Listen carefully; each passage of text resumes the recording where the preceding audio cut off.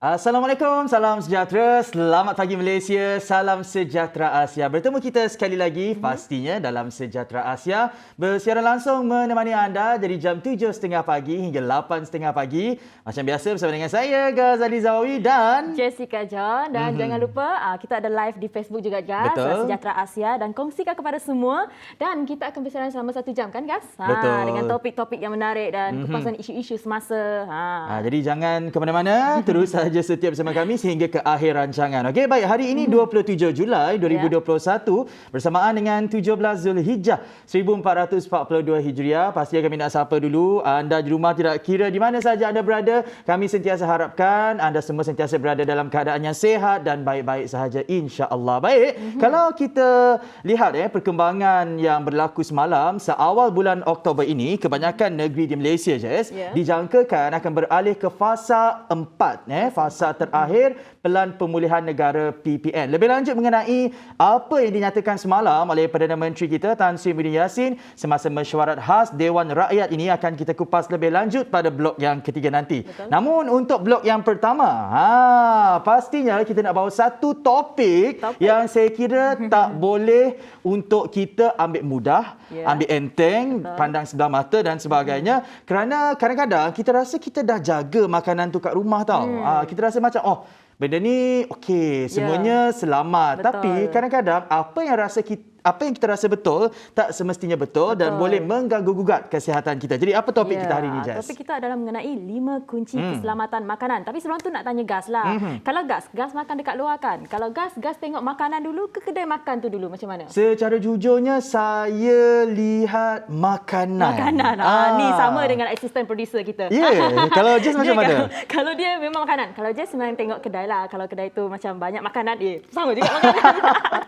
Sama juga. Kita tengok makanan, tapi itulah kita kena tahu apa kunci keselamatan makanan sebenarnya, Gas. Lepas ni sikit-sikit saya tu jenis menghati juga. Macam sebab tu untuk kesihatan kita. Sebab saya tu bila saya kena sakit perut, lalu nak teruk jadi saya nanggar dulu tempat yang bersih, kaisi, nak selamat kaisi. Macam bila saya rasa okey untuk makan di sia, then saya makan. Yang paling penting lah. Tapi apa kata tetamu kita pada hari itu mengenai 5 kunci keselamatan makanan? Kita bersama dengan Pegawai Teknologi Makanan Pejabat Kesihatan Bahagian Kuching, Encik Muhammad Faizal bin Hajar Maidi. Assalamualaikum, selamat pagi. Waalaikumsalam, selamat pagi. Terima Terima kasih. Sehat? Sehat, Alhamdulillah. Baik, Encik Faizal. Saya kira terus saja ke soalan utama lah untuk topik kita pada hari ini. Apakah sebenarnya 5 kunci utama keselamatan makanan atau kunci kepada makanan yang sihat? Silakan, Encik Faizal. Okey.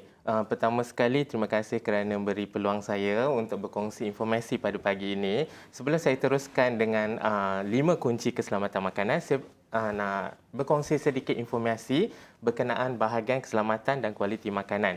Bahagian ini merupakan salah satu bahagian di bawah Kementerian Kesihatan Malaysia, dan dia ditubuhkan untuk melindungi orang awam daripada bahaya kesihatan dan penipuan dalam penyediaan ataupun penjualan dan penyimpanan makanan. Dan aktiviti kami di bawah bahagian keselamatan makanan, kami menggunakan Akta Makanan 1983. Kalau di bawah Pejabat Kesihatan Bahagian Kuching, kami bergerak di bawah Unit Keselamatan Makanan dan Unit Keselamatan dan Kualiti Makanan. Untuk makluman, bermula 2019, Pertubuhan Bangsa-Bangsa Bersatu telah mengisytiharkan 7 Jun sebagai Hari Keselamatan Sedunia. Ini kita sambut setiap tahun untuk meningkatkan kesedaran orang awam tentang kepentingan keselamatan makanan. Dan untuk tahun ini, tema Hari Keselamatan Makanan Sedunia kita adalah makanan selamat penentu kesejahteraan. Makanan selamat penentu kesejahteraan. Okey, berdasarkan topik 5 kunci keselamatan makanan, ini adalah garis panduan daripada Pertubuhan Kesihatan Sedunia. WHO telah menggariskan untuk kita kegunaan untuk kita bersama. Sebab apa dia gariskan 5 kunci? Ini untuk mengelakkan risiko keracunan makanan. Sebab secara statistiknya di dalam dunia, 1 daripada setiap 10 orang mengalami keracunan makanan. Ini secara global lah. Kalau kita tengok di Malaysia, berbanding 2020 berbanding 2019, dia ada terdapat penurunan lah. Kemungkinan sebab kita sekarang dalam pandemik, ramai duduk kat rumah, ramai masak sendiri. So risiko tu kurang. Kes-kes yang berlaku kalau macam sebelum ni selalu juga kami turun buat siasatan keracunan makanan. Tetapi during pandemik ni kes-kes berkurangan lah. Okey, saya kongsikan 5 kunci makanan yang selamat lah. Silakan. Yang pertama, kita jaga kebersihan. Ya. Jaga kebersihan premis, kita jaga kebersihan pengendali makanan, perkakasan yang kita guna. Dan kedua, kunci yang kedua adalah kita asingkan makanan mentah daripada makanan yang bermasak. Okey. Ni kunci kedua. Kita perlu ingat. Dua bahan ni perlu diasingkan. Kunci ketiga pula, bila kita masak, tak kisahlah kita masak kat rumah ataupun kita masak kat kedai atau kita nak hidang kepada orang awam. Okey. Kita perlu masak dengan cara yang betul. Pastikan makanan yang kita sediakan dimasak dengan sempurna. Okey. Yang keempat, simpan makanan pada suhu yang selamat. Suhu selamat ni kita kena tahulah sebab dalam julat suhu kita ada satu zon yang kita panggil zon bahaya. Nanti saya akan terangkan sikitlah. Dan kunci yang kelima yang digariskan adalah kita perlu gunakan air dan bahan mentah yang selamat. Itu adalah 5 kunci keselamatan makanan. Kunci utama keselamatan makanan. Dan kita akan pergi satu persatu dengan lebih lanjut kunci utama keselamatan makanan ini. Tapi tadi saya tertarik dengan kunci yang kedua, iaitu mengasingkan bahan mentah daripada makanan yang telah dimasak. Perinciannya, Encik Faizal. Okey, kalau untuk mengasingkan makanan yang bermasak dan juga yang mentah, kenapa kita perlu asingkan? Secara umumnya makanan mentah seperti daging, ayam dan juga makanan laut serta air lelehan dia mempunyai bakteria. Bakteria ini boleh mencemarkan makanan lain, terutama makanan yang sudah siap dimasak semasa proses penyediaan makanan. Apa yang boleh terjadi semasa penyediaan makanan, kita boleh benda yang boleh terjadi adalah kita panggil pencemaran silang. Pencemaran silang. Contohnya apabila kita menyediakan makanan, kalau kita tak buat yang proper, contoh kita gunakan papan pemotong yang sama. Papan pemotong tu juga kita guna untuk potong bahan mentah. Papan pemotong tu juga kita guna untuk bahan potong yang roti, bermasak. kuih dan sebagainya. Itu boleh menyebabkan pencemaran silang. So secara umumnya bila kita masak makanan, bakteria dalam makanan akan mati. Tapi dia boleh terkena bakteria lain kalau kita simpan makanan berhampiran dengan bahan-bahan mentah lah. Selain itu, kalau bolehlah, kalau kita di kedai, di premi-premi makanan, kita galakkan untuk menggunakan sistem pemotong yang berlainan lah. Mungkin kalau untuk bahan mentah, kita boleh labelkan yang untuk berwarna merah. Betul. Kalau untuk yang bermasak, berwarna lain.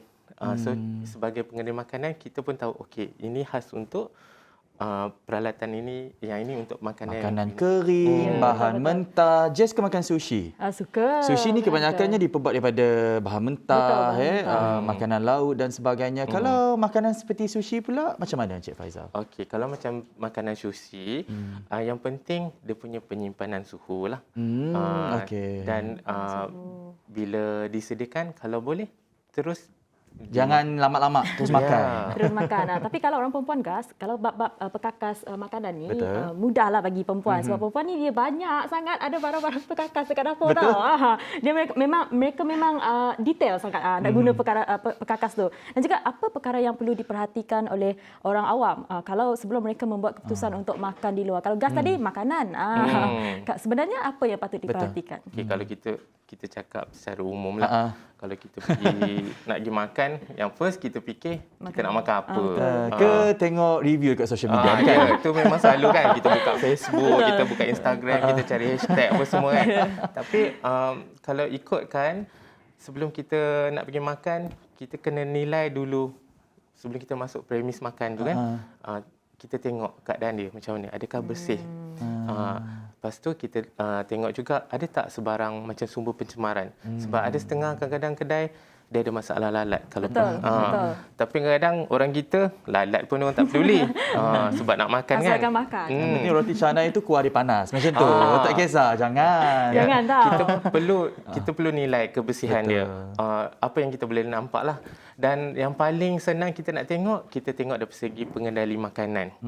Kebersihan pengendali makanan tu merupakan satu cerminan juga macam mana kebersihan dekat premis. Okey, apa yang kita perlu tengok dekat pengendali makanan?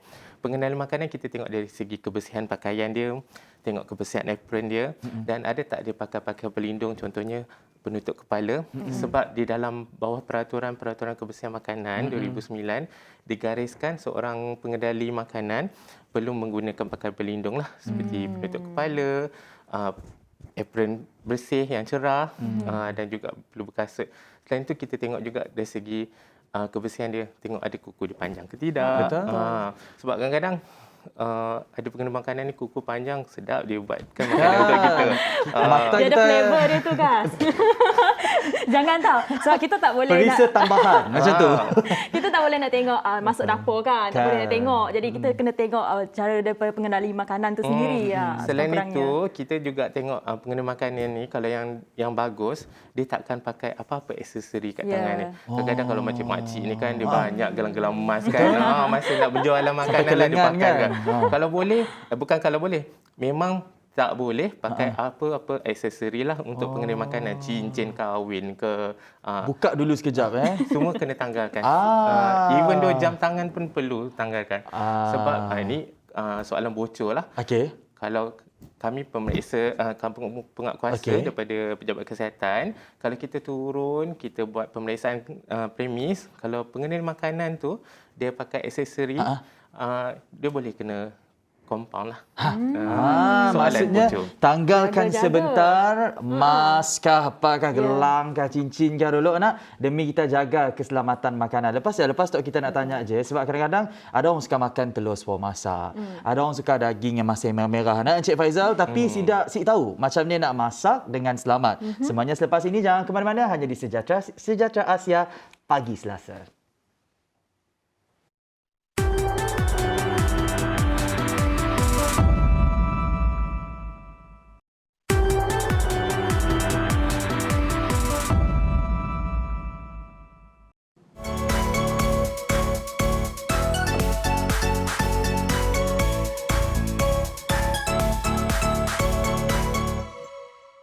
Baik, masa lagi kita bersama dengan Cik Muhammad Faizal, Pegawai Teknologi Makanan, untuk membincangkan mengenai 5 kunci keselamatan makanan. Dan seperti yang Gas tanya tadi kepada Cik Muhammad Faizal, jadi ada orang yang suka makan telur separuh masak dan daging yang masih merah. Bagaimana kita memastikan bahawa makanan sebegini selamat untuk dimakan? Okey.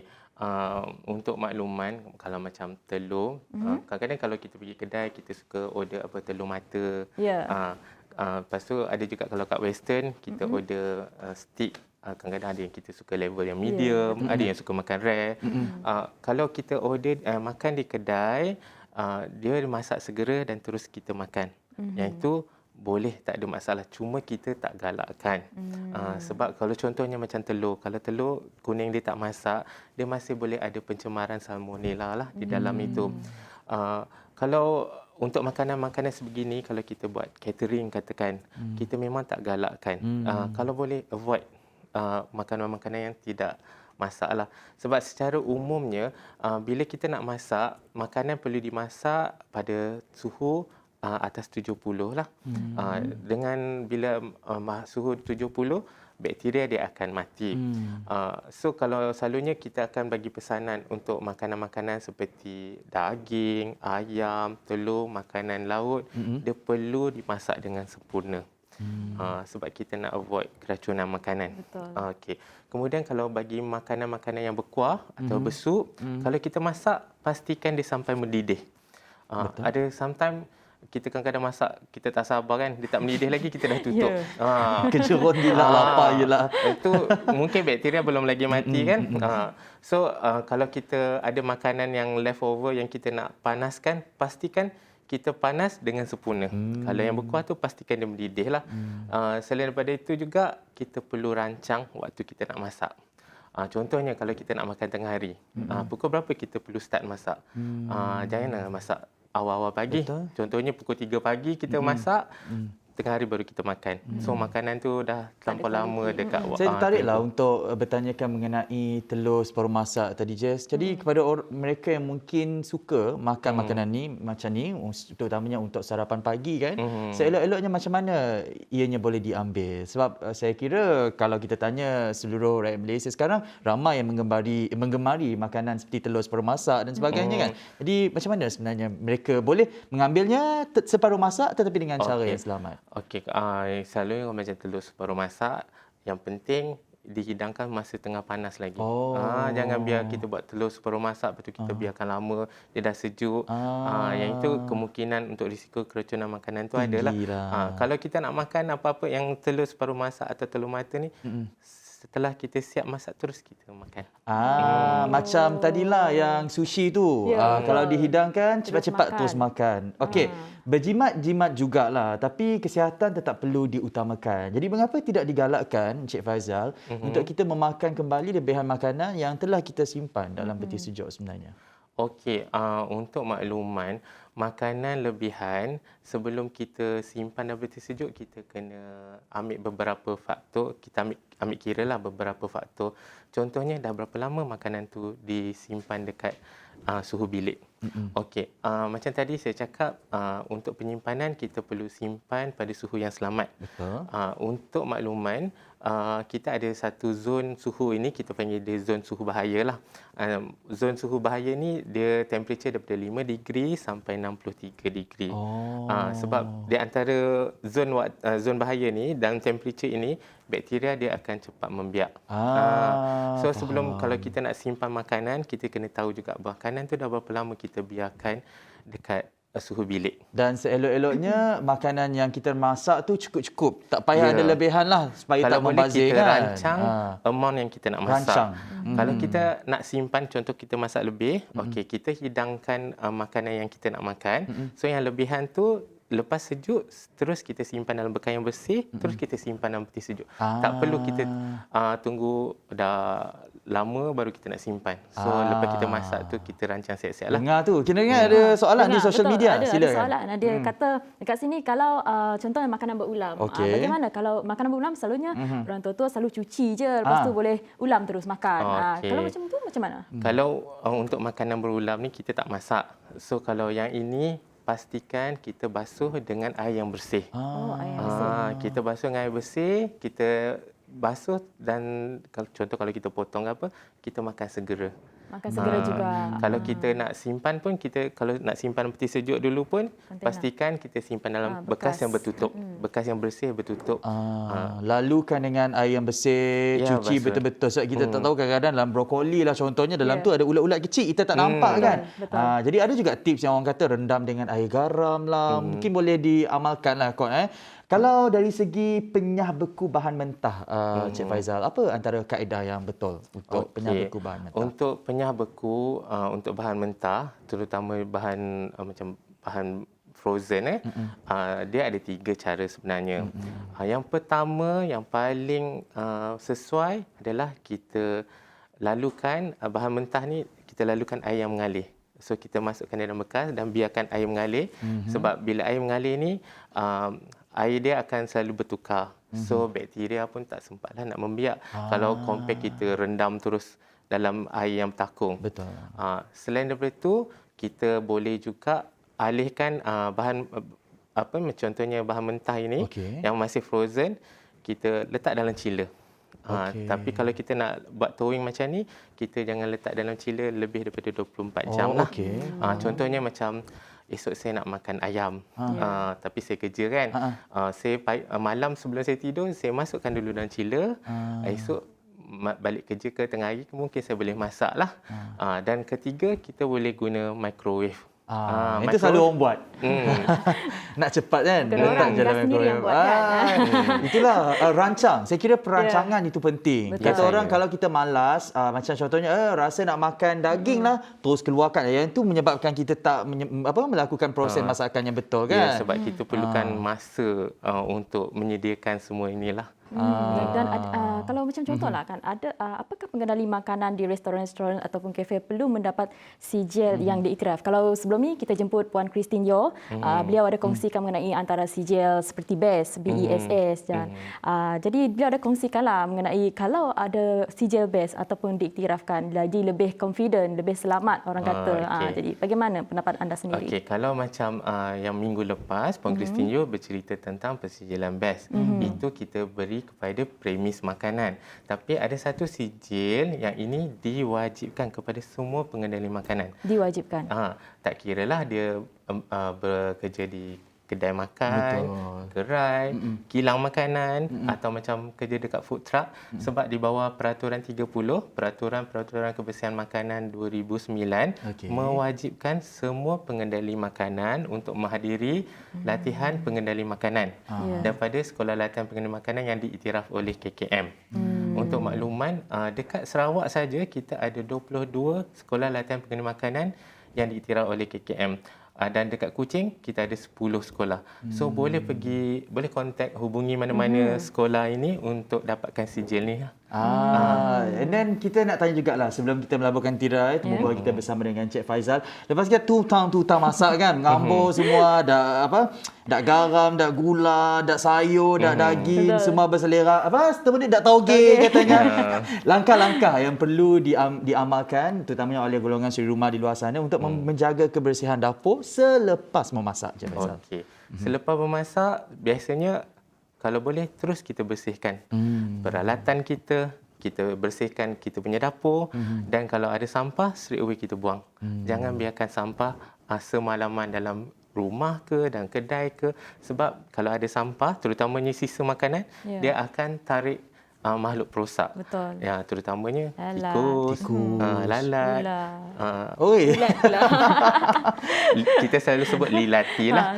Lipas, lalat, tikus. Lilati. Lipas, lalat, tikus. Kalau tak nak mereka bersarang di dapur anda, lepas memasak tu jangan tengok TV dulu, kemas siap-siap baru spend time dengan keluarga. Betul. Kan.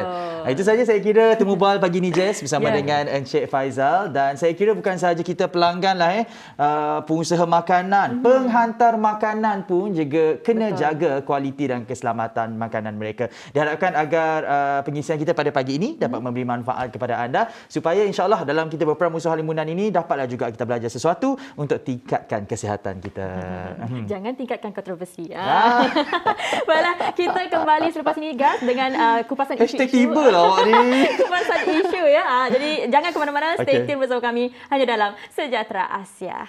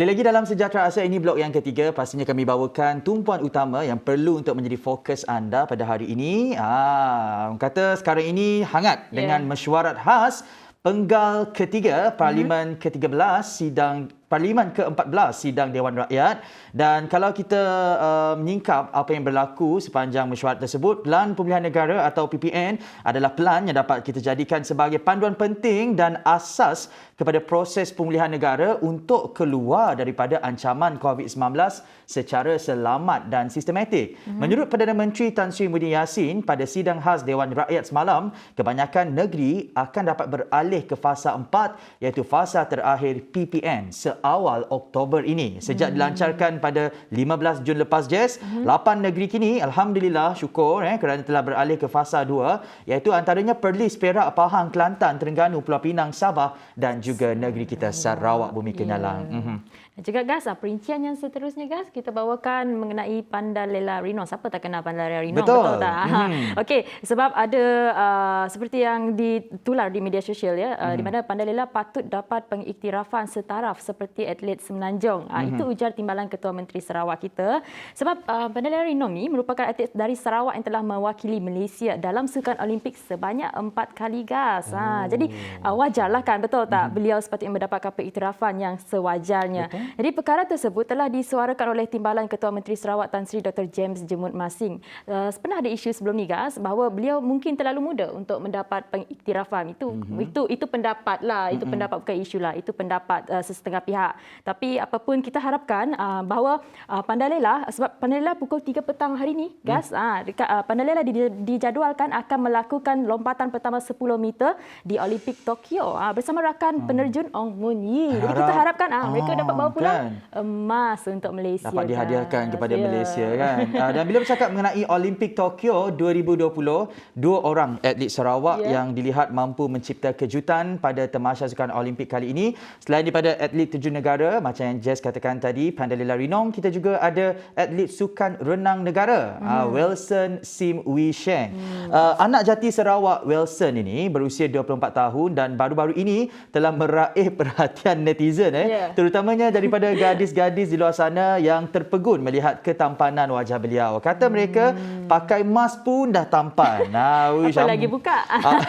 Apalagi si Datuk nak. Tapi apapun fokus kita Jess bukan sahaja bagi Wilson Lim tapi untuk semua atlet negara supaya insya-Allah dapat hadiahkan pingat buat Malaysia pada tamasya Olimpik Tokyo 2020. Kalau kita bercakap mengenai Olimpik kan, Olimpik ini diadakan sekali dalam masa 4 tahun, betul? Maksudnya kalau Pandalela tadi berapa tahun sudah beliau mewakili negara ke Olimpik, Jess?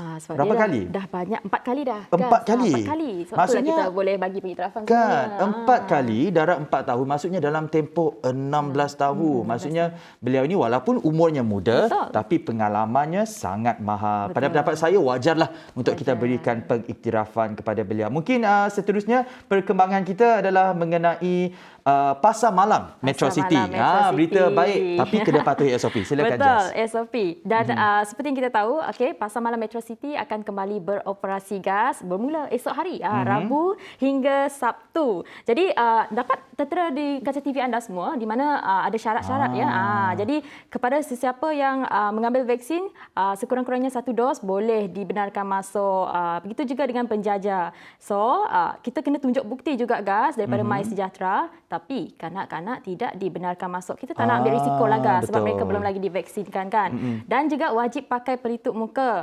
Dan disarankan hanya 30 minit sahaja berada di Pasar Malam. Memang itu adalah angka standard lah Gas. Tapi kan Gas sekarang ni kat mana-mana Jess akan ditanya juga dah ada 2 dos, sertifikat tu kena tunjuk baru boleh masuk kalau nak makan dekat sesuatu permis. Betul. Dan waktu operasi kalau kita lihat di skrin sekarang ini Rabu hingga Sabtu dan selalunya diadakan pada 11 petang hingga lewat malam. Dan satu lagi yang menariknya tentang pengusaha makanan, pengusaha F&B pada ketika ini, mereka juga bijak sebenarnya. Siapa yang dah ambil 1 dos vaksin, mungkin banyak tok yang pun diskaun. Siapa yang dah complete lengkap 2 dos vaksin, banyak ni dia punya diskaun kan. Jadi ini adalah langkah yang baik sebenarnya untuk memotivasikan orang ramai memberikan kerjasama untuk jangan takut mengambil vaksin. Banyak lagi yang belum mengambil vaksin sebenarnya. Tapi apapun, kalau contohlah nak pergi travel pun kena vaksin, betul tak? Kalau dah tak vaksin vaksin, macam mana nak bagi trouble? Saya ada terlihat satu tweet Datuk Seri Nancy di laman Twitter semalam, katanya dia dah sempat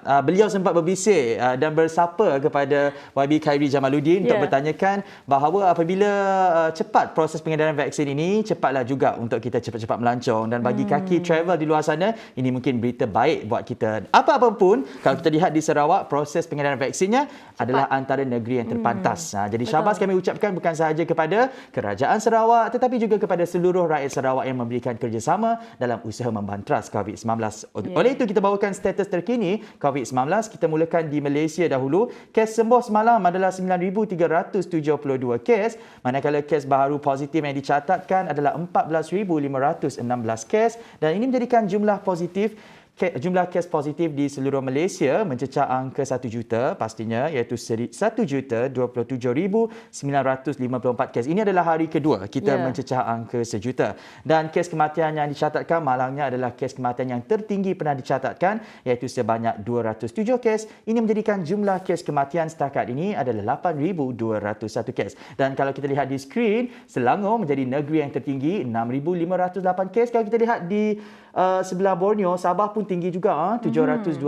Jadi diharapkan akan negeri jiran kita ni rakyatnya sentiasa berwaspada dan kalau keluar pasti betul-betul ada keperluan dan jaga SOP untuk di Sarawak. Jess. Baik, untuk perkembangan COVID-19 di Sarawak, pada Isnin Sarawak mencatatkan sebanyak 356 kes baru positif COVID-19 dan 5 daerah catat kes positif tertinggi adalah daerah Kuching 243 kes, daerah Simunjan 31 kes, daerah Bintulu 17 kes, daerah Tatau 15 kes, daerah Sibu 10 kes. Di mana daerah Kuching masih lagi mencatatkan kes tertinggi lah, guys. Dan diikuti seterusnya adalah perkembangan mengenai laporan kluster. Terdapat 2 kluster baru yang diisytiharkan. Kedua merupakan kluster tempat kerja, iaitu kluster Jalan Tatau Selangau dan kluster GOM 7 Bintulu. Manakala 4 kluster telah diisytiharkan tamat, iaitu kluster Beladin Pusa, kluster Jalan Samarahan Tatau, kluster Sawai Niah Subis dan kluster Sungai Separai Tatau.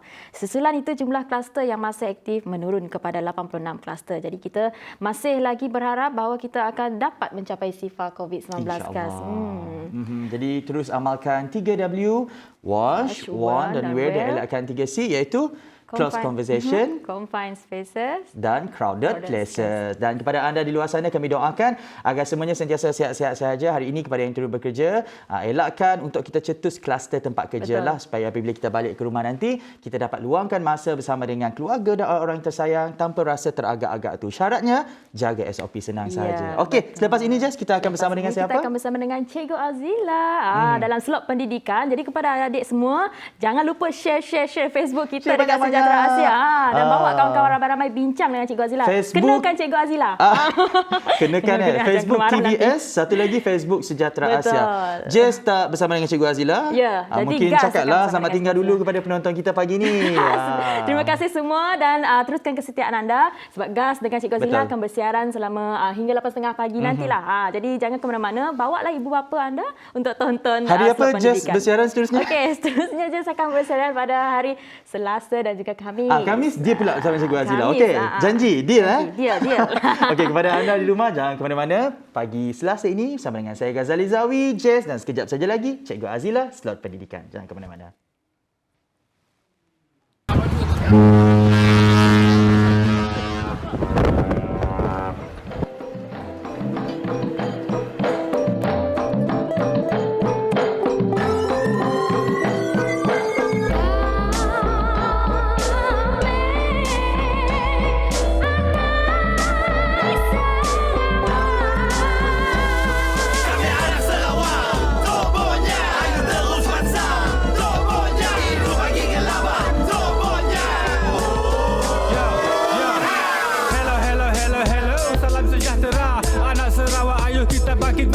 Kita bersatu hati, budaya dan bangsa. Tak kira siapa, kita duduk semeja. Ini tanah kita, ini tempat kita. Ayo anak muda, kita terus bansang seperti kenyalang di angkasa terbang. Negeri aman damai, Sarawakku sayang.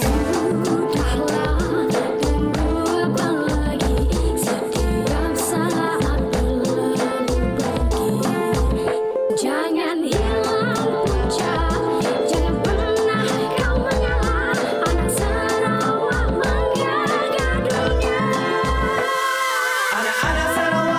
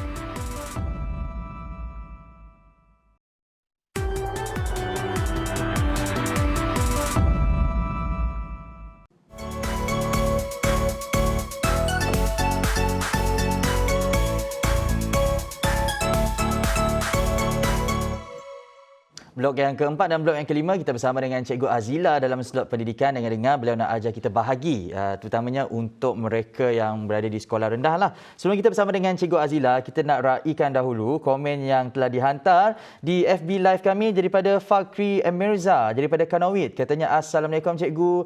Tok Fakri katanya, hai Fakri.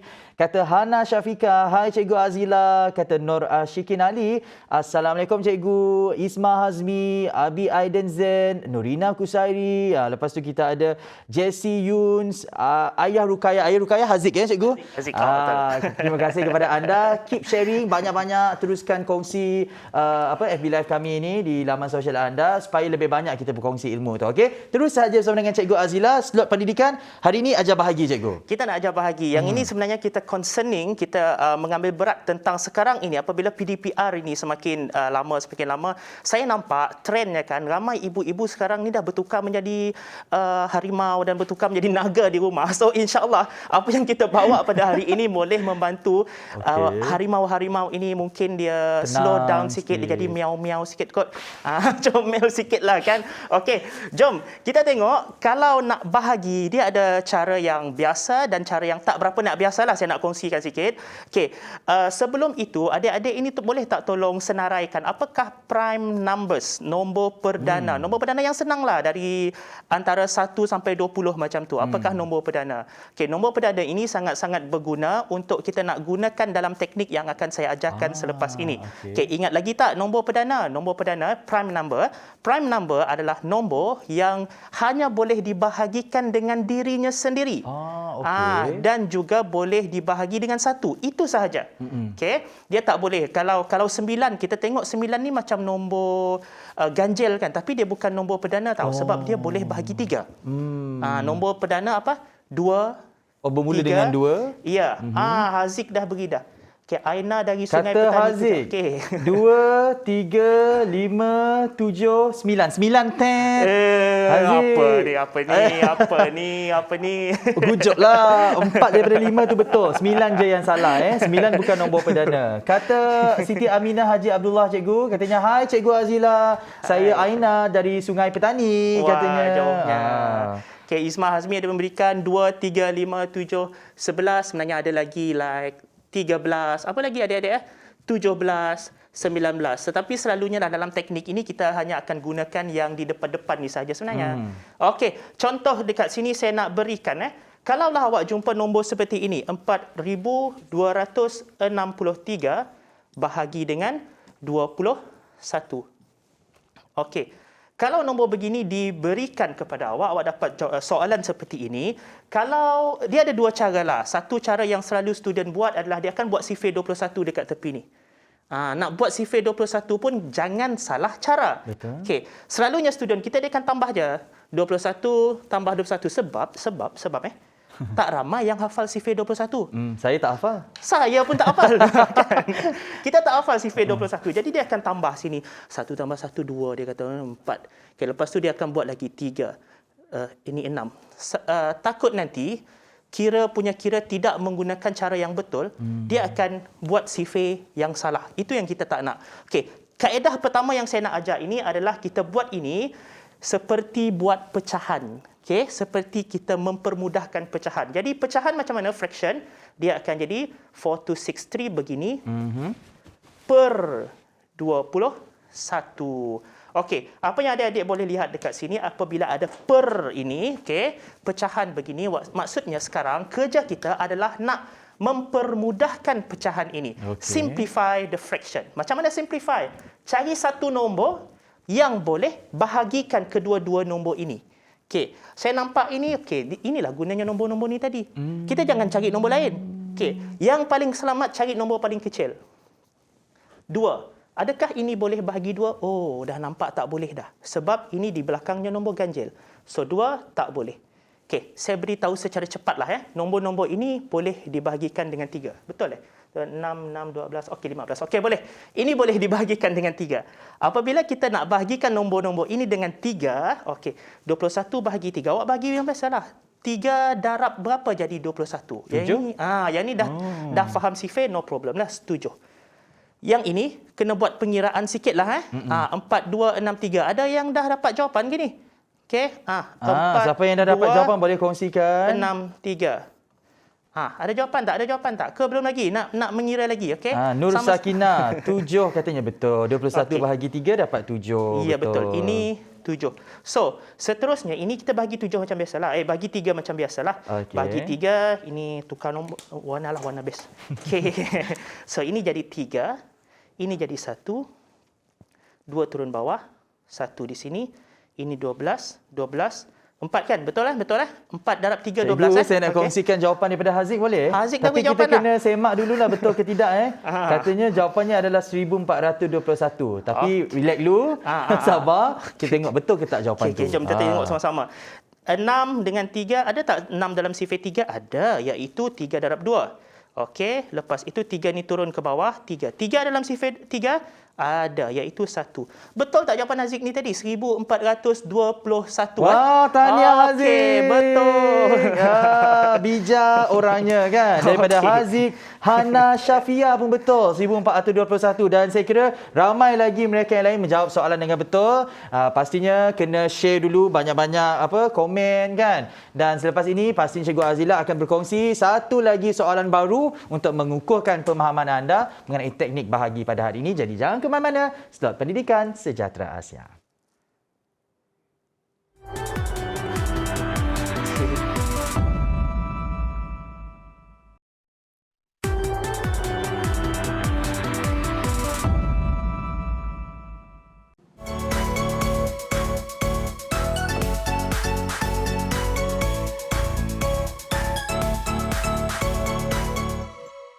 Terima kasih kepada anda yang terus setia bersama kami sehingga ke blok yang terakhir ini. Dan jangan ke mana-mana sebab blok yang terakhir ini kita masih lagi bersama dengan Cikgu Azila dalam slot pendidikan. Terima kasih juga kepada Fairil Haziq Faizal. Cikgu, hai katanya daripada Badarina Sari Nasir. Juga morning guys, morning Cikgu Azila. Lepas tu kata Ayah Rukayah, ye betul. Hana Syafia pun ye betul. Bijak orang-orangnya pagi-pagi ni kan. Dan itulah prime number ataupun nombor perdana ini sangat penting untuk kita ketahui, bermula daripada 2. Seterusnya selepas 2 tu semua nombor ganjil. Maksudnya nombor tu hanya boleh dibahagi dengan diri sendiri dan bahagi dengan 1. Kalau kita bahagi dengan nombor lain, mesti ada baki. Itulah nombor perdana. Betul tak cikgu? Iya, betul. Okey. Jom kita sambung yang ini. Okey, yang ini tadi ideanya adalah apabila kita bahagi begini supaya yang dekat bawah ni menjadi nombor kecil. Kita tak perlu deal dengan nombor besar. Betul. So kita sekarang dah jadi 7 dah. Kalau 7, bukankah 7 ini adalah nombor yang awak ada hafal dia punya sifar kan? Betul. Kalau 21 adalah nombor yang kita tak hafal sifar. Jadi kita buatlah bagi macam biasa. So ini 7, ini 1, 4, 2, 1. 14 ada tak dalam sifar 7? Ada, iaitu 7 darab 2. And then 2 ini kita bawa ke bawah, dia jadi 2. 2 ada tak dalam sifar 7? Kita letak kosong lah, tak sampai. Okey. Ini 2 tolak sifar jadi 2, 1 kita bawa ke bawah. So 21 ada dalam sifar 7? Ada, iaitu 7 darab 3. Jadi jawapannya sekarang adalah 203. Okey, maksudnya senanglah. Kalau kita bahagi dengan 21, kot-kot ada careless mistake kan? Ya, betul. Jadi kita hanya bermain dengan nombor kecil saja. Jadi 4263 kita bahagi dengan 21, jawapannya 203. Betul Khaira. Kata mereka cikgu, ada lagi tak contoh lain mungkin ataupun Ada penerangan lebih lanjut? Boleh. Okey, saya ada bawakan satu lagi nombor, nampaknya lebih, kata orang kita Sarawak, lebih ngutik lah rupa nombornya. Okey, dia lebih menyeramkan, nombornya lebih besar, tetapi kalau kita guna cara ni, insya-Allah dianya lebih mudah. Lusa saya bawakan ada satu lagi teknik, iaitu menggunakan soalan yang sama juga. Okey, kita tengok kalau soalannya 728, yang ni saya tak bawa nombor besar lah sebab yang ni dah ngutik seram Okey. 56. Okey. Jangan ngutip nanti harimau tu makin mengaung kat rumah. Benar juga. Okey. Tema kita sepanjang minggu ini kita punya tema nak bagi harimau ni dia jadi miau-miau. Okey, kita nak bantu untuk sama-sama mempermudahkan kerja sesama kita. Okey. Now, yang begini buat macam tadi juga, iaitu kita jadikan dia macam pecahan. So dia jadi 728 per 56. Yang ini bagi saya lah, kalau nak tengok yang besar-besar dekat sini, kita tak pasti boleh bahagi ataupun tidak. Tetapi yang kita boleh tahu adalah kedua-dua ini adalah even number, Nombor genap. Kan? Apabila nombor genap, kita tahu dia garanti boleh bahagi 2. Yes. Yang ni saya bagi cara selamat lah, bahagi 2. So kita bahagi 2, 56 bahagi dengan 2, mungkin adik-adik boleh buat dengan dapat 28. Itu cara cepatlah. Okey, terus dapat. So 28? 28. Bawah ni dapat 28. Manakala dekat sini dapat berapa Boleh tolong cikgu tak? Ada yang boleh beri jawapan tak? Nurina, 728 bahagi 2. Agak-agak dapat berapa? Agak-agak dapat berapa ni? Jom. Cikgu tak bawa kalkulator ni. Kalkulator lupa install dekat dalam ni tadi pagi. Kita orang tak nak kira. Kita tunggu jawapan daripada mereka. 728 bahagi 2. Berapa semua? Okey. Bila kita bahagi 2, nombor ini dah ada jawapan tak? Lambatlah. Cikgu dapat dululah ni. Ada cikgu jawapan. 364. Terima kasih banyak-banyak. 364. Okey. Good, very good. Okey, sekarang kita tengok nombor ini adalah 28 dan 364. Okey, nombor ini masih susah lah. 28 lah. Masih besar kan? Nombornya masih besar. Jadi, kita tak hafal sifir 28. Gas hafal sifir 28. Tapi saya hafal sifir 2. Sebab ni masih nombor genap. Kan? Boleh bahagi 2. Bila bahagi 2, 28 ini kita bahagi 2, dianya akan menjadi 14. Manakala 364, saya jawab teruslah. 364 ini bahagi dengan 2, kita dapat 182. Okey. Bahagi 14. Ada yang hafal sifir 14 tadi. Okey, tengok cara ni dia tak menjanjikan cepat, dia tak menjanjikan pendek, tetapi dia menjanjikan keselamatan. Betul. Biar apa yang kata orang? Biar lambat asal selamat. Sebab ini kita bermain dengan nombor-nombor kecil sahaja. Okey, sekali lagi. Saya tengok ni 4 dan 2 masih nombor genap. Bahagi 2 je lah, senang. Okey. Bila bahagi 2, 182, kita bahagi dengan 2, awak akan dapat 91. Betul 91. Okey. 14. Okey, yang ini senang. Bahagi 2 kita dapat 7. Ini bila dah dapat 7 ini adalah sifir yang awak hafal. Jadi kalau dia dah dapat nombor yang senang ini, kan best daripada kita buat bahagi dengan 56 sakit-sakit kepala. Apa kata kita bahagi dengan 7 kan lebih senang. Betul. 91 bahagi 7. Macam ni. Dan kita buat secara normal lah. Okey, 7 di sini, ini 1. 9 tolak 7, 2, 21. Kan senang. Aman sentosa hidup kita jawab macam ni kan. 3. Dapatlah jawapan dapat akhirnya. Jawapan dah?